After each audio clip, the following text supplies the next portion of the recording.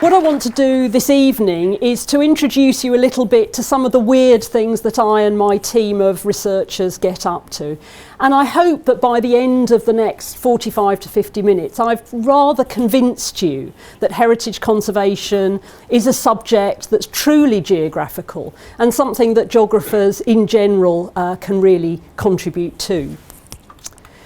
So first of all, perhaps it's a good idea for us to think about what we mean by heritage. What is this thing that we're trying to conserve? And I think this quote from the World Heritage Centre is quite a useful way of starting. That heritage is a legacy from the past, what we live with today and what we pass on to future generations. And I particularly like the last sentence here. Our cultural and natural heritage are both irreplaceable sources of life and inspiration. And it's perhaps thinking about how we as geographers can contribute to conserving, passing on this rich and diverse heritage. That's really what I want to talk about. But being a physical geographer, I like to think of things in terms of quantification. So this little animation here shows the progress of listing of the World Heritage Sites since the signing of the World Heritage Conservation in the 1970s. And what you notice is over time we get a concentration of sites within Europe and gradually spreading out across the world. And in 2016 there were 1,052 World Heritage Sites, just over 800 of those listed for cultural criteria, just over 200 listed for natural criteria, and 35 mixed sites, which involve a combination of the two things. But just as we see an increase in the number of sites listed, we also see an increase in those sites that are becoming at risk, or what the World Heritage Convention called in danger. And as you can see with this graphic, we get an increasing number of sites. The green, by the way, are the natural, the orange are the cultural, blue are those that are mixed. We see sites concentrated in Africa, the Middle East, and you notice Liverpool there is a site in danger. The Liverpool docks are in danger because of the continued development there. And currently there are 55 sites identified as being in danger. But don't forget that these World Heritage Sites are just the tip of the iceberg of heritage. Heritage is all around us. And in some of the examples I give this evening, we will go on a bit of a journey around some of the different types of heritage sites. So I don't want you to think that we only focus on World Heritage Sites, but those are terrifically important. As well as some sites being in danger, sites are also under a lot of contestation. So there's a lot of argument about many sites. Arguments about what the values are of that heritage, who owns it, who can enjoy it, and indeed what we should do about it. And the example here is some of the carved rock art at Messac Setafet in Libya, a very enormous combination of carved sites, probably created some 5,000 to 6,000 years ago, depicting the kind of species that roamed around this area when it was far wetter than the hyper-arid conditions that are faced today. And these sites are very interesting because there's no close linkage between the people that live in the area now and the people that actually produced this heritage. So the Tuareg people now live in this area, although of course the geopolitical problems in this area have led to a lot of damage and destruction. And the Tuareg themselves appreciate these sites, perhaps in a very different way to the Western tourists that they take to have a look at these sites. So when we're thinking about heritage, we have to realise that it's not a clear thing that we all agree on. It's something that perhaps is open to debate, discussion, and critique. So given all this, what is it that geographers can do to help with heritage? Well, I want to pick on 4 particular aspects that I think are very important. So firstly, geographers can help by creating heritage in the form of discovering new sites. Now this is a bit of a cheeky example because this actually comes from a paper written by archaeologists. And I'm not by any ways implying that geography has taken over archaeology, but geographers nevertheless do the same kind of work. So what's represented here is the use of LiDAR to discover new sites that were formerly hidden by vegetation coverage. And geographers are commonly involved in these kind of discoveries. So heritage is being created all the time. But geographers also help create heritage by trying to shape up the value that people have for particular sites. So sites themselves aren't heritage. To count as heritage, we have to have some affinity for the site, some love for the site, express some values from that site. And that again is where geographers do contribute very strongly. And the image here is from a fantastic sandstone peak forest area in China, where a team of international geomorphologists joined with Chinese geomorphologists to try and help think about naming sites and think about what kind of values we might place on this kind of natural heritage. And so this slide just reminds us that heritage isn't just cultural. Heritage, things that we value, are the landscape themselves. And of course that's really important for geomorphologists.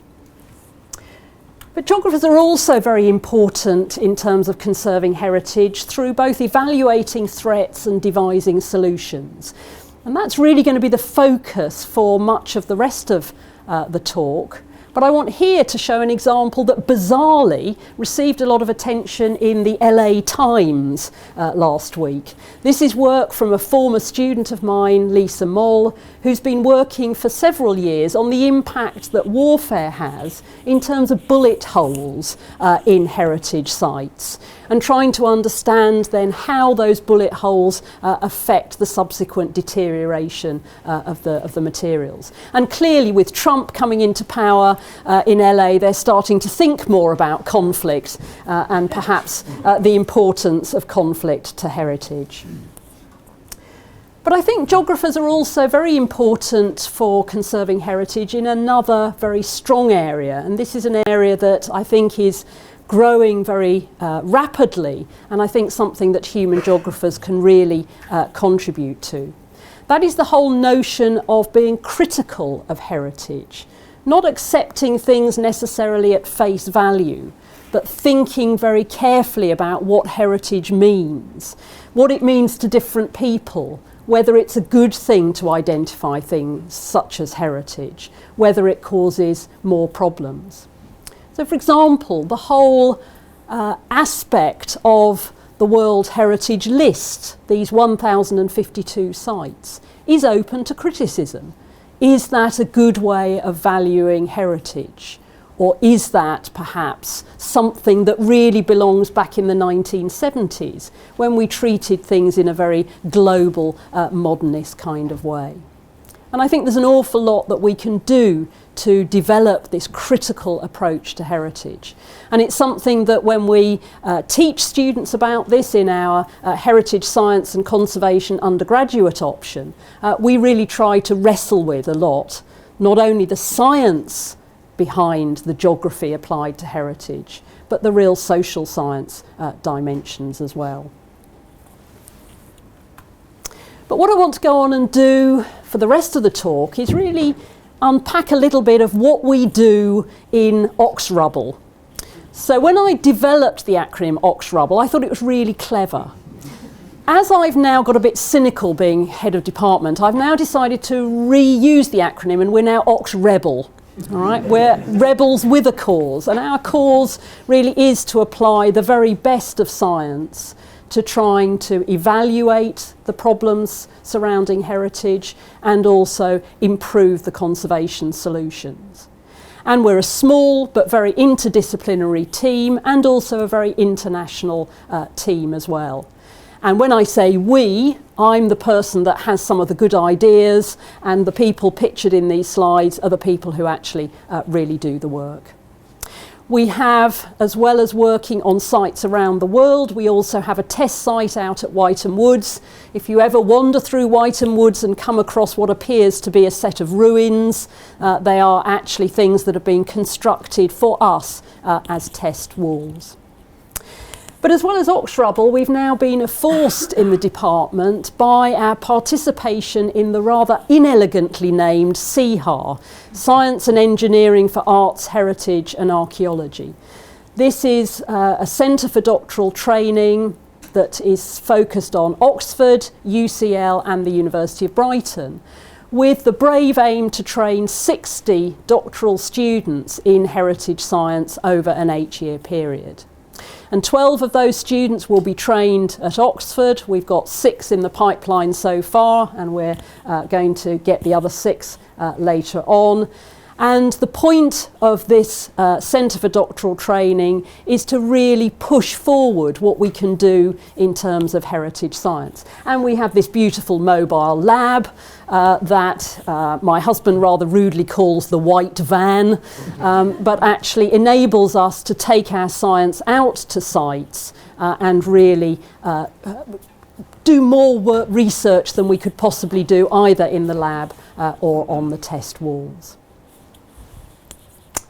So what I want to do to bring a little bit of this to life and show you what we get up to in Ox Rebel and SEHAR is to give you 4 examples of the kind of research that we do. And I want to start off by posing this question: is London's air quality accelerating the deterioration of St Paul's Cathedral? So St Paul's Cathedral is one of the most famous buildings designed by Sir Christopher Wren, built of Portland limestone, built between 1675 and 1710. And almost immediately when it was finished, it started to be affected by the bad smoke and air quality in London. And over the last few years, there's been a £40 million campaign to clean and repair the stonework. Finished in 2011, it now looks pretty beautiful like this. But the authorities and the architects are already worried about how long it's likely to stay like that, and indeed whether it's still rapidly deteriorating. But just to say a little bit about the history of smoke and the problems at St Paul's. So before it was built in 1661, John Evelyn produced this pamphlet called Fumi Fugium, or The Inconvenience of the Air and Smoke of London Dissipated. And of course now everything is available on Google. I'd really recommend that you have a look at this 3-section letter from John Evelyn, which not only identifies in a very early publication the problems of urban air pollution, but also comes up with some solutions. And his solutions are to plant more trees. So that was a really good idea that he had all those years ago. Whilst pollution was serious for several centuries, the thing that really affected St Paul's Cathedral was the Bankside Power Station, shown here in 1977, towards the end of its lifespan. Bankside was built in 1891. There were 2 power stations there over a long time, both coal and oil fired, and they closed eventually in 1981. They now, of course, house the Tate Modern. But Bankside is directly across the river from St Paul's Cathedral, and there was a lot of worry in the late 1970s about the acid rain produced by Bankside and what impacts that was having on the beautiful Portland limestone of the cathedral. Okay, so we're now going to have a science in the nutshell break here. So what is the science behind air pollution and limestone? Well, as all good geographers know, limestone is dominated by calcium carbonate, which is very soluble. And in water acidified by carbon dioxide, as most rainfall is, it dissolves at a relatively fast rate. And that dissolution leads to the fantastic karst landforms and landscapes we see in many parts of the world. But if that rainfall becomes acidified by sulfur dioxide, one of the main constituents of bad urban air, then that dissolution of limestone not only accelerates, but also becomes more complex. That's enough science for now. That was the nutshell. Well, so what this project has done over a 30-year period is to try and quantify the pace of limestone dissolution caused by this polluted air. And to do that, I joined the team after a few years when the project had got going. We use this rather odd-looking device here in the top right. That is a micro-erosion meter, a very low-tech but effective way of measuring surface change over time. And it's essentially just a metal plate located onto some screws you bolt into the rock, and you put in a dial gauge in these marked positions, and you measure the height of the surface of the stone relative to the plate. You come back a year, 10 years, 20 years or 30 years later, and you retake the measurements. And that allows you to see how the surface is changing.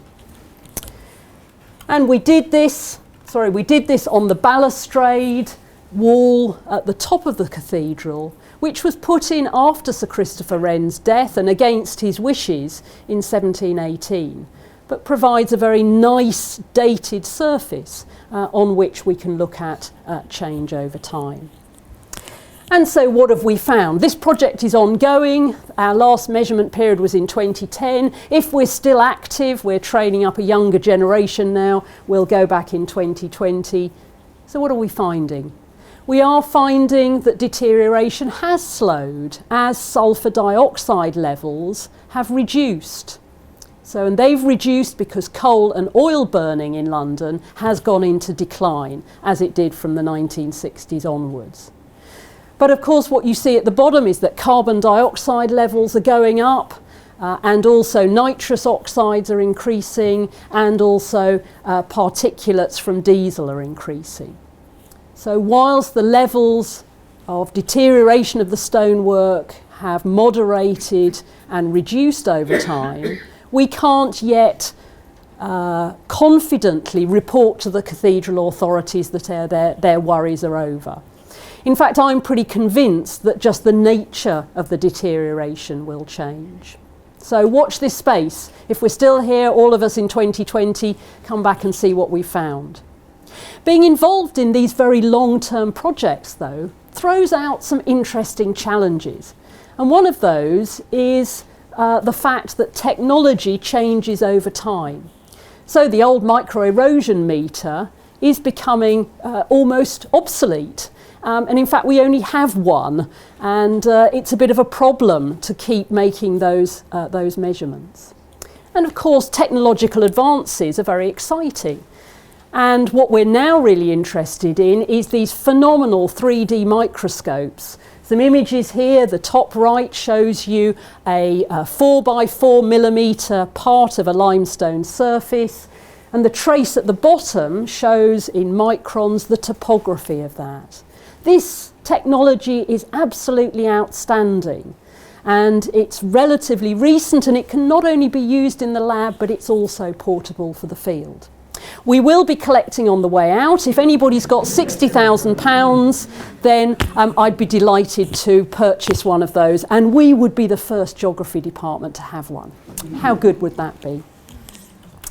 Let's move on and look at conservation of rather different types of heritage. Conservation of ruins. Rediscovering the Romantic ruin. People such as William Wordsworth in the late 18th century went to places like Tintern Abbey and noted the combined work of man and nature in producing this really beautiful covered ruin where the stonework was, in their opinion, in the Romantic view, made more beautiful by the covering of plants. You notice the image on the right is what the Ministry of Works and then Historic England feel is the appropriate presentation of ruins. So sterile, ruins without plants, ruins where the natural processes of succession have been stopped. And our project really tried to evaluate whether indeed plants could be a good thing for heritage conservation. So again, let's have a bit of science in a nutshell here. What do we imagine would happen if we had plants covering stonework in a ruin?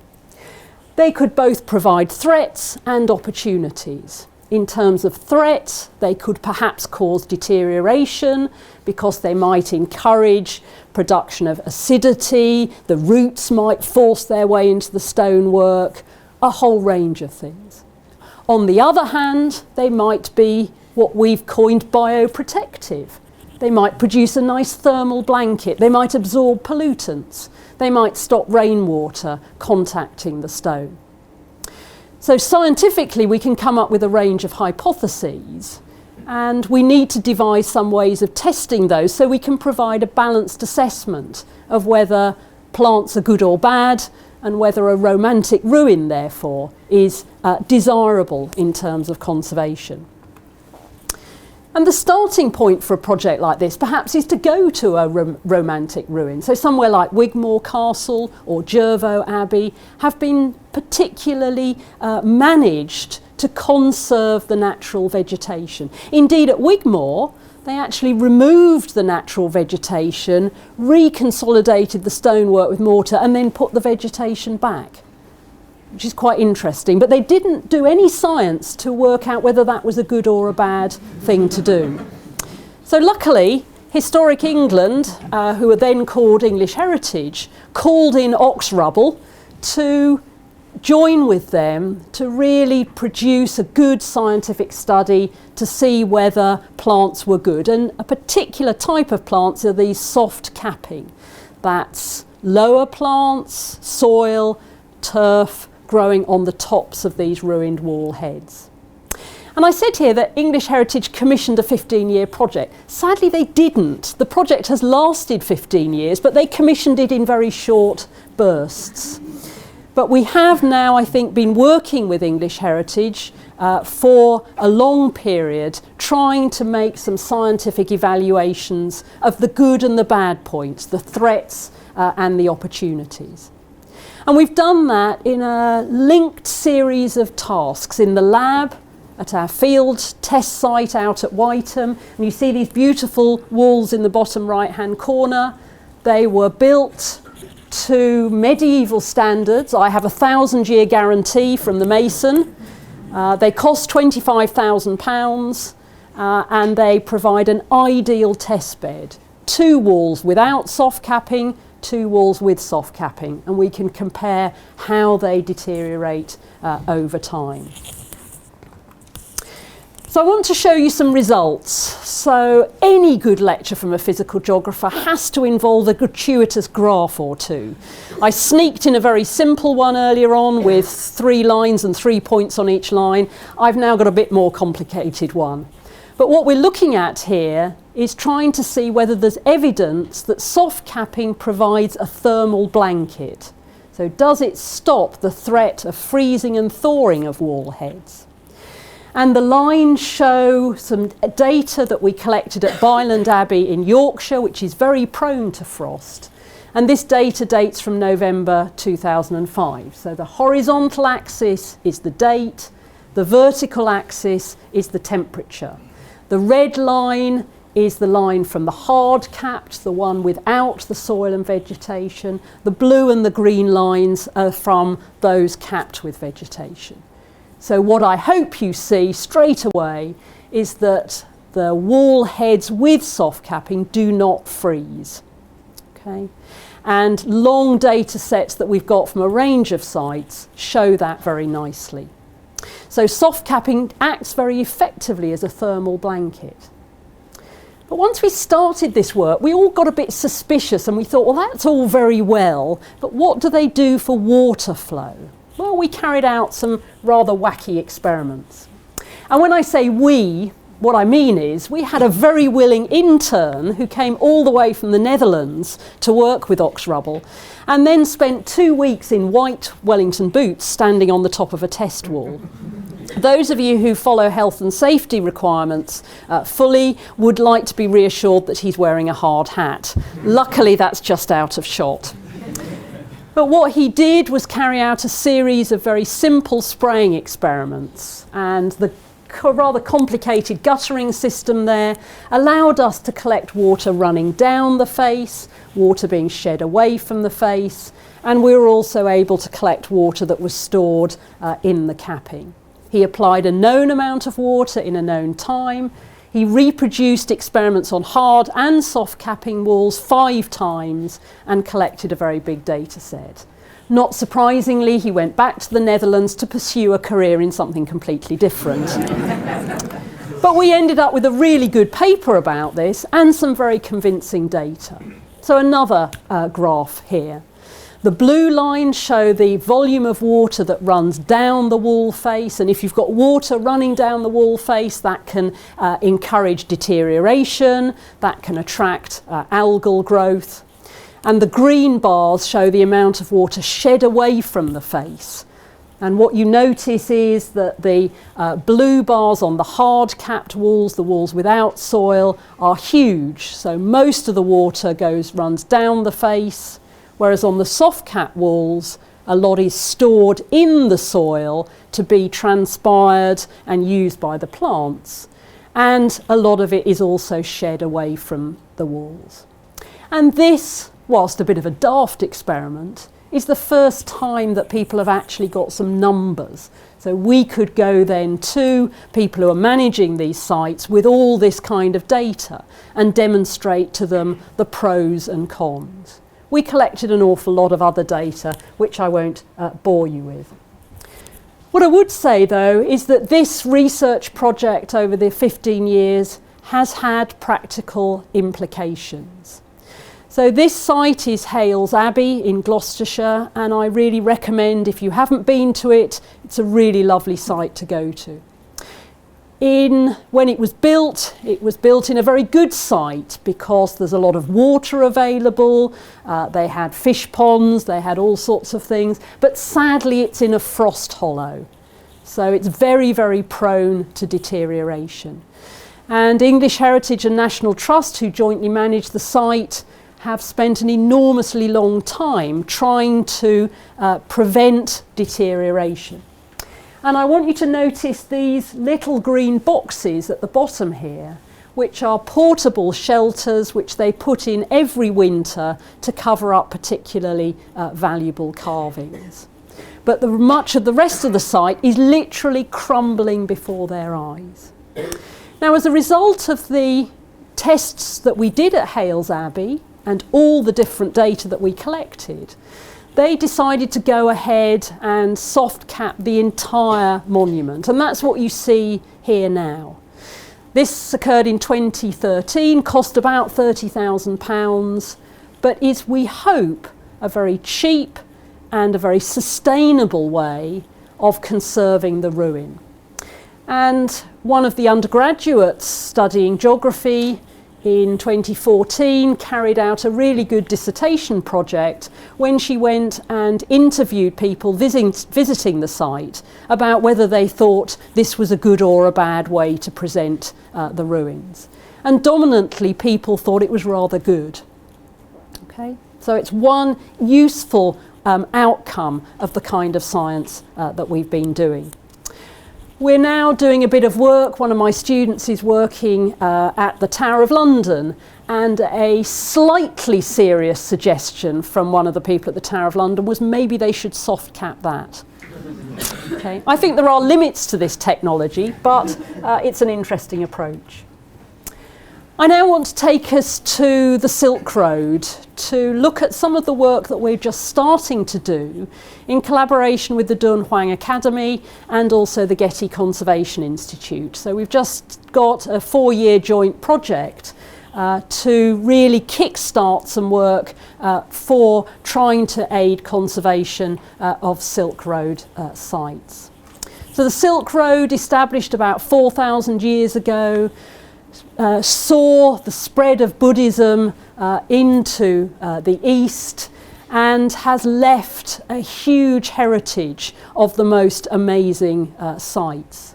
But sites that are in a very hostile environment, sites that are often either carved out of the very living stone or made of rammed earth and other very vulnerable materials. So sites that pose a lot of challenges for conservation, and sites where we're really eager to see what we can contribute. Sites that really show the enormity of the problem. So I want you to see where I am in that picture. Okay, this is the Buddha, the great Buddha. Have you found me yet? I am a mere little midget at the bottom here. So this is the Buddha at Bingling Grottos near Lanzhou. But there are not only massive individual sites, but there are a huge number of very, very valuable sites. And trying to understand them, trying to conserve them, is a huge challenge for the Dunhuang Academy and a range of other professionals. So for example, we can look here at a site called North Grotto Temple, which one of my newest graduate students is going to use as the focus of her project. And we see the kind of constructions on the outside covering a whole series of individual little carved grottos. And when you look inside those, you see the most beautiful Buddhist art and carvings, but very, very defaced by blackening from soot and a whole load of other issues. So there are many challenges here, and many challenges that some of the work we've done in many sites in Britain we think can aid conservation effort there.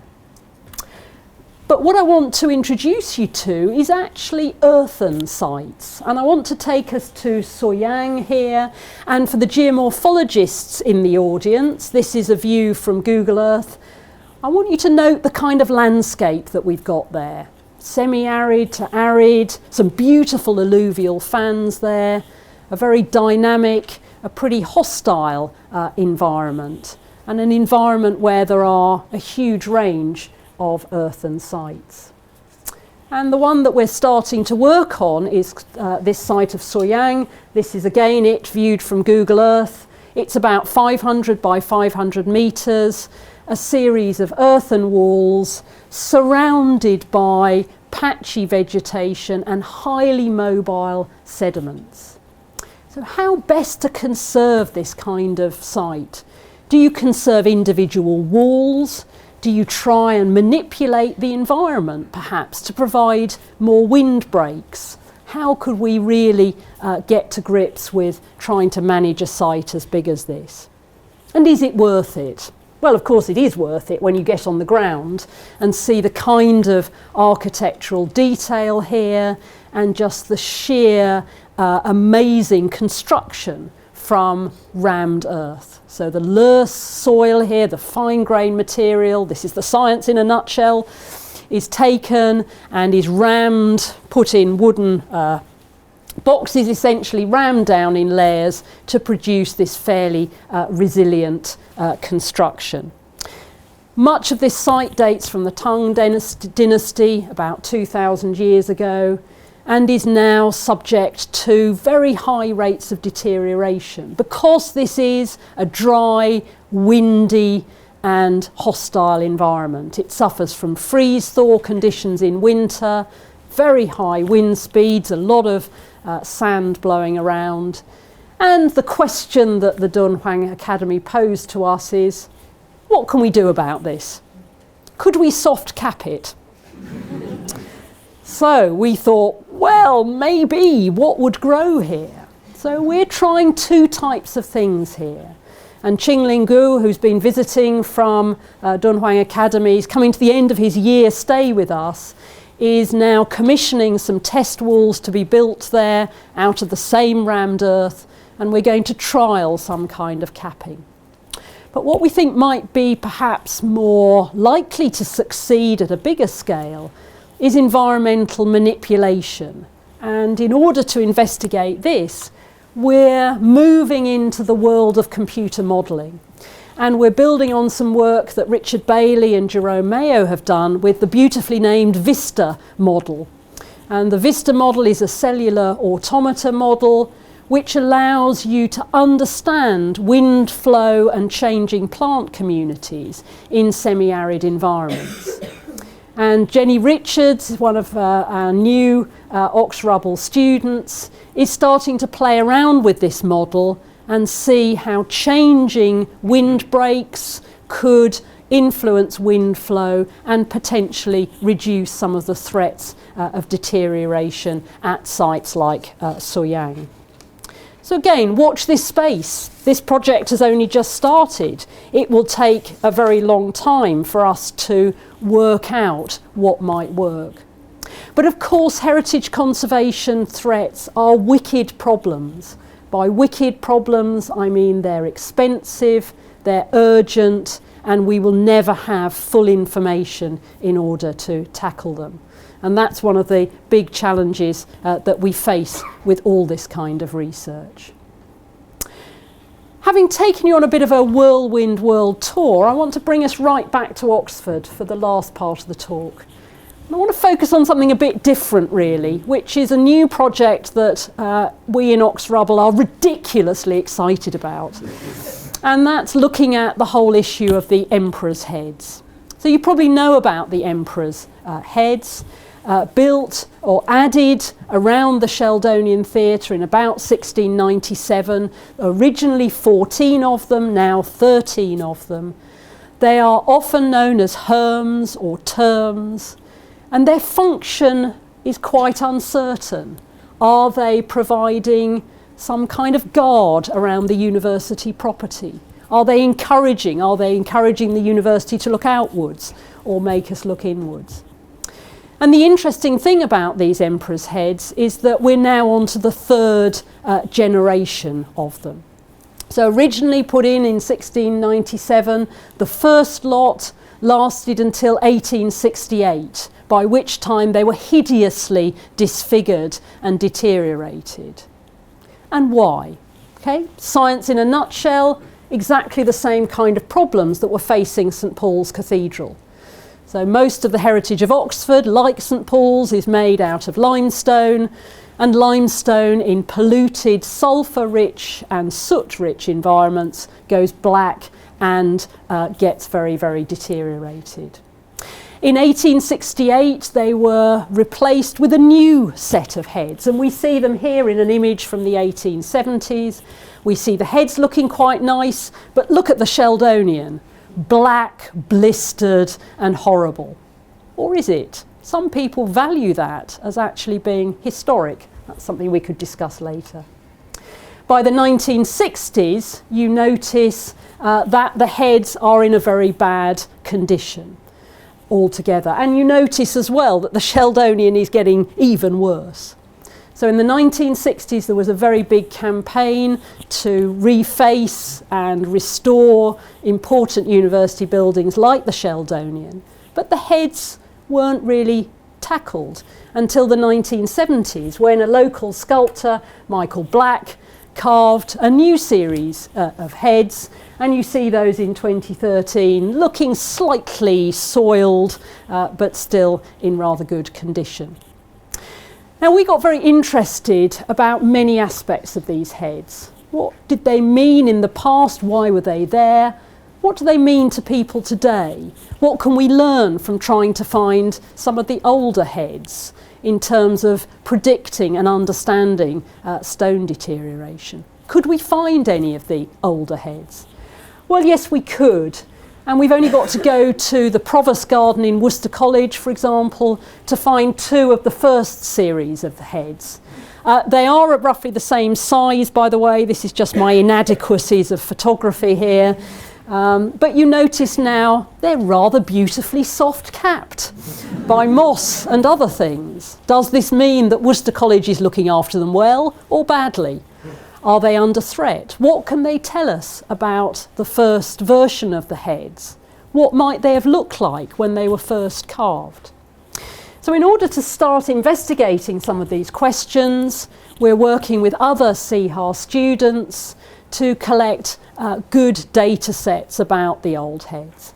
This is a photogrammetric survey using a technique called structure from motion, which is a very rapid way using handheld photography to produce a 3D model and 3D image of the heads. And this one is another one. You can all go and see this one in the front quad of Wadham College. It looks in a pretty sad way. Is it possible, using some kind of reconstruction techniques though, to look at what it originally was like? Is it possible, knowing how long it was exposed from 1697 to 1868, to calculate deterioration rates, to understand now by going and looking and sampling the stone, to understand what's going on? So those are 3 of the first generation of heads that we found. Where are the rest? Where's the second generation of heads? Well, we do know that some of them are out at Newnham Courtney, and those of you who live locally will know that the university is selling the site of Newnham Courtney. So we're quite eager to make sure that those heads don't get lost. And we would like very much to try and put on an exhibition of the heads and show what modern scientific techniques can do to bring them to life, but also perhaps what humanities and social science research can do as well, to think about their role today in guarding the Sheldonian, in linking the university with the wider community. So of course, being this kind of generation, we now have a hashtag find the heads. We have tweeted a number of things. We get ridiculously excited about this. I'd love other people to join us, not only in reuniting the emperor's heads in the form of an exhibition, but thinking about them virtually. Could we display the old heads onto the new ones to give an insight into the past? Could we do some kind of virtual reality manipulation to see what these heads will look like in the future? Could we soft cap them? All sorts of things I think we should look at. Okay, so my last slide then, to bring all this together, to go from St Paul's Cathedral to the ruins of England to the earthen sites of northwest China and back to these emperors' heads around the Sheldonian. What can we learn? How can we make our research as geographers more useful? I think these are the things that I've learnt. We can certainly listen more. I think as scientists it's very easy to go out with a very clear idea of what you think is the question that should be answered. But when you're dealing with something like heritage conservation, there are many different versions of the question, and being able to listen and find out what the question might be is very important. I think becoming involved in long-term projects is really crucial as well. 30 years, 40 years is a long time as a scientist, but is a very short time in terms of heritage conservation and natural processes. Geographers generally work in pretty short-term projects. I would like to encourage us all to slow the science down and to think about engaging in long-term projects. I think we need to engage more with the public as well. We learn so much from people who value particular heritage sites, who walk past it on a day-to-day basis, or who've worked on it in some way, and they can tell us far more interesting information often than we can tell them. And finally, I think we should really link scientific and critical approaches to heritage. And that's my challenge for people in the audience who are from the geography school. How can we make more of heritage? How can we embed geography in heritage a bit more? There's so much interest in heritage around the university, in humanities, in science, in the Bodleian, in the Ashmolean. How can geography take a bit more of a lead in this? I think that's a good challenge for us. Perhaps these images at the bottom should really be captioned, "This girl can."